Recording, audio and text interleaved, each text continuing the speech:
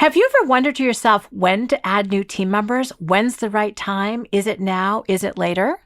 Hi, I'm Shannon Waller, and welcome to the Team Success Podcast. On the show today, we're going to explore the two main, if not maybe the two only reasons to add team members.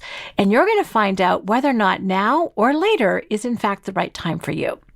I remember giving a speech not that long ago, and one of the questions that came up, because I'm someone who's passionate about entrepreneurial teams, and I tend to get questions about this all the time, is, Shannon, when to add new team members? And it was a great question because I'm kind of used to talking about teams when people are already there. There's a great answer to that question that came up in a strategic coach workshop the other day, and the answer is this: when you need to be leveraged or when your team needs to be leveraged. A lot of us tend to think, okay, I'm full up, so now is the time for me to add a new team member. Yes, and I'll give you instructions at the end about, kind of how to go through that thinking process. But there's a whole other aspect about when to add new team members or new leverage. Again, they can be internal, they can be external. There's lots of ways of adding team members these days. And that is when your team needs to be leveraged, when they are full up. In other words, if you want to be freed up to do more things that you're passionate about, to pursue new opportunities, to really expand your vision out into the future, make sure it's happening, then you may need to be freed up only by freeing up your existing team members. And thinking this one layer down is something that not a lot of people do. The other thing that we tend to think sometimes is in our particular role that there's certain things we have to do. Well, in my experience, if it's not something that you are unique at, if it's not something that you love to do, if it's something that you procrastinate on, then probably you're not the best person to be doing it. We talk a lot at Strategic Coach in our unique ability process about things at which you are excellent. These are things at which you have superior skill, but frankly, no passion. You don't love them. And even with things we're excellent at, we tend to put them off. We tend to procrastinate. And if you procrastinate long enough, something that you could do when you had time, you tend to put off and put off and put off, and it turns into a mess. You procrastinate long enough, we could actually say you're really not good at it because you simply don't do it or you won't do it. So if you have anything like that on your activity list of things to do, that is something immediately to look for another person. And I don't know if you've been following along with some of the new concepts at Strategic Coach, but one of them is called Who, Not How. The basis of this particular model is when we have a bigger and better future in front of us and we're looking at where we are now, a lot of what's entailed in getting that bigger and better future involves how activities, like how are we going to do this? How am I going to find the time? How am I going to accumulate the skills and the resources and the know-how to do it? And immediately we get kind of de-energized because if we already knew how to do it, it would be done. We'd have that bigger and better future. If you instead move along to what we call the who, then you think, okay, who do I know or who can I find who knows how to do it? So we like to play with this concept. It's called whoing you up. And how can you be whoed up? And we call them whoed up hours as you free yourself up. And we wish there was a Whoville that we could go to go and find these people. That's a whole other story, aka Dr. Seuss. So the whole point here is that you start to get really resourceful. Instead of trying to fill up your own skill bank, most of us have lots of things in our backpack that we're really capable of doing. And we could put in the long time and long effort. But if it's not where our brain's going to go anyway, it makes way more sense and takes a lot less time if we find someone who is in fact unique at doing that.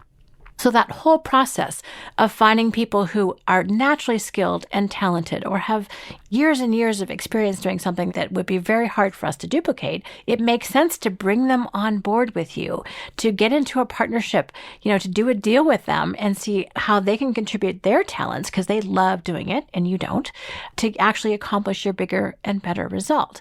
And you do the same thing for other people. You're the how, you're the who, really, for some other folks. But in other areas, the things that you want to accomplish, there's lots of things that you frankly have no business doing. So this is the process of how you get this done. It's really identifying what gives you energy, what doesn't, what makes sense to learn, what makes sense to outsource to someone else, and then engaging people with that. So that's when you need to be leveraged, that's when you want to go and find a new person, a new who. But again, as I said earlier, I want to stress that one of the biggest issues, and this is something that we tend to have blinders on if we're an entrepreneur, if we're a team leader, we don't always recognize when our team, in fact, needs to be leveraged, when they need to be freed up. And what this has to do with is when they're getting swamped, when their brains are full, when they max out, when they don't have any more capacity. And so we may think, oh, well, I don't know if I really want to add someone to my team. I manage enough people now. I don't want the complexity. And we go, oh, no, we'll just struggle along.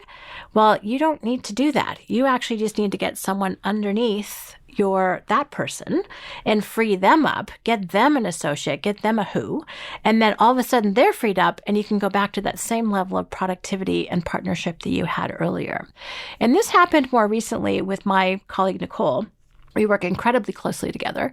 And by the way, it's taken 5 3/4 years for her to get full, but her big brain, finally enough has happened and we've expanded the business so much that she is at capacity. So the recognition wasn't that I need to be freed up so much, is in fact that she needs to be freed up. And I'll talk more about that in a future podcast.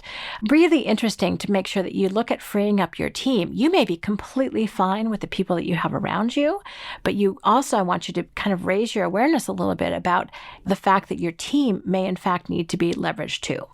So the 2 main results that you're after are what to trigger, when to hire someone is when you need to be leveraged or when your team needs to be leveraged. So that's good. Now you know when. But the next question is exactly what are these people going to be doing? So here's my suggestion in terms of how you can take action on this. Number 1, write what we call at Coach an activity inventory. And if you'd like to kind of work through a process to figure this out, by all means, check out the activity inventory in our amazing knowledge product called Unique Ability 2.0 Discovery. And in it, Julia Waller has created this amazing notebook that walks you through the whole process. One of the first steps is to do what we call, as I said, an activity inventory. This is simply a list of everything that you do at work. So it's things that you do daily, things you do weekly, things you do monthly, even things that you do yearly. And then if you want to take a really rough cut, you would go, okay, what gives me energy and what doesn't? That's a great distinction. If you want to fine tune it a little bit more, it's like, what am I really good at? And that gives me energy. We call that U for unique. What am I excellent at? Those are the things at which I'm really, really good.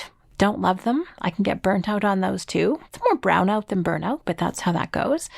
What are the things you're merely adequate or okay at? We call that competent. And what are those things at which you are incompetent? Most people don't love that word. However, if you know that you're unique at some things, it's also perfectly fine to be not unique at other things. So this is what we call incompetent.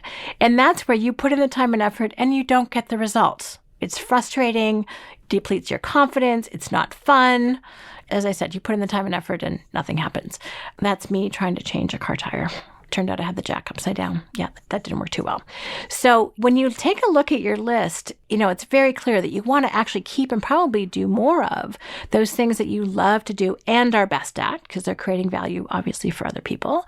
And the immediate low-hanging fruit, the thing to find a who for immediately, is anything at which you're incompetent. Because frankly, if you were putting the time and effort in and not getting the result, by definition, you are costing yourself and the company money. This is not a profitable activity. Please stop. And you can work hard and try and get better. And sometimes we do, but it probably doesn't sound very instinctive for you or very natural for you. So that's immediately, no one on your team, yourself included, should ever be doing anything at which they're incompetent. That is costing you money. Then the next place to look is competent. Because if you're competent, other people are too. There's a lot of competition. And you can definitely find someone who is at least excellent. My goal is that everyone lives all of their work life, and hopefully their home life too, in excellent and unique. If you can be in our model, in our exercises, the top half of the page, that is a good life. And the more you can anchor that towards unique, the better. But sometimes you have to free up time and mental energy by getting rid of those things that are, in fact, holding you back. And what I found really interesting when I take a look at incompetent activities is they might take up not that much in terms of percentage of your time, like 5 or 10%, but they can take up 50% of your brain. And then you don't have your fabulous brain available for the more fun things, the more productive things. So really take a look at your daily activities, your weekly activities, your monthly activities, and take a look at it from the standpoint of whether or not you are unique excellent, competent, or incompetent, and then immediately take action, and obviously your team can do this as well, to get everyone out of their area of incompetence and competence. You will immediately dramatically raise the productivity level for yourself and for your team if you do that. And another quick insight into this, because I've done this with numerous teams over the years, and that is that people would color code on Post-it notes. They would color code the activities, what's unique, excellent, competent, incompetent. And what would happen is people would take a look at the wall, because that's normally where we would put them, and they would pull off things that they would not mind picking up from someone else's incompetent or competent list.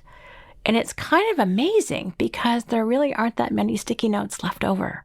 And whatever is left over is what you make into a job description. Could be a part-time person, maybe a full-time person.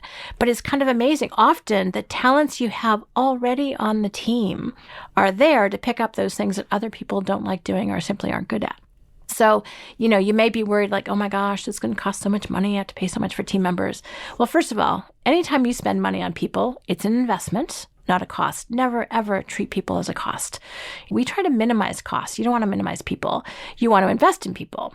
Now, some investments are better than others, like most things, but you want to look at something, what can I put in that it's going to grow? And investing in people is the best. So when you are hiring someone to leverage you, that's a massive investment in yourself. Fantastic. You know how to maximize an investment. What can you do with your freed up time? What can you do with your freed up mental energy? Are you going to use it for rejuvenation? Are you going to use it for money making? Are you going to use it for creativity? I hope your brain is brimming with ideas. And the same thing is true when you free up your team. All of a sudden, they'll come to work with fresh energy and perspective and ideas and efficiencies. Be like, okay, this is how I want to be working. So that simple exercise of an activity inventory and then people sharing and collaborating with one another, you'll be amazed at what people can pick up. One of my favorite examples was working with a team. One person had to kind of evaluate how people were doing on their roles, and then if they weren't being successful, have those sort of accountability or come to whatever you want to call it, meetings with her. And it turned out that she was quite happy kind of assessing people's success. The conversations she didn't like having were, you're not doing well. And someone else piped up only because we were talking about it. She said, oh, I don't like doing the analysis, but I have no problem having those conversations. So guess what? They partnered up. One person did the analysis, the other person had the conversations, and on they went. So a major source of stress went away for someone. She didn't think anyone else would ever want to have those types of conversations, but her colleague said, oh, I have no problem with that. I just don't like the analysis of it. Well, that's a nice match made in heaven. I love that. Sometimes the least expected thing you can get off your plate and someone else really enjoys it where you don't. So anyway, I'm just excited about the opportunities for you to really leverage yourself, leverage your team, and also answer the really, really critical question, when do you hire someone? When do you need to bring in new team members? And again, it's when you need to leverage yourself and when your team needs to be leveraged. So I hope this conversation has inspired you. I hope it's validated how you've done things in the past. And I hope it really answers the question, when do you hire someone new? When do you bring on a new team member? So thank you so much for listening. If you have any questions or comments, please let us know at questions@strategiccoach.com. And as always, here's to your team success.